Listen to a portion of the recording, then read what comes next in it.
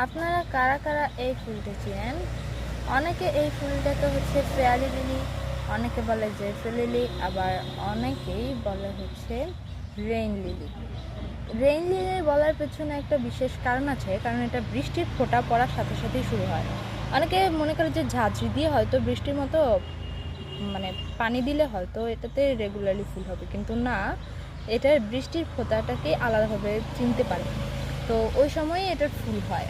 আর আপনারা যারা এই গাছটির উপকারিতা সম্পর্কে জানতে চান, সেটা হচ্ছে এই গাছটি বাগানের সৌন্দর্য বৃদ্ধি করে।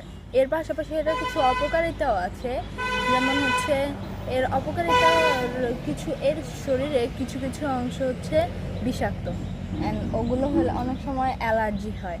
তো এগুলো খাওয়ার উপযোগী না আর কি। আবার এই ফুলগুলো দিয়ে আপনি আপনার বাগান সজ্জা খুব ভালোভাবে কাজে লাগাতে পারবেন। তো আমার এটা মনে হয় কি একটা পবিত্র ফুল। এই পবিত্র ফুলটা বলার পেছনে কারণ হচ্ছে শুধু বর্ষার বা কোনো বৃষ্টির পানি ফোটার সাথে সাথে এটা ফোটে, অ্যান্ড বৃষ্টির পানি অবশ্যই পবিত্র।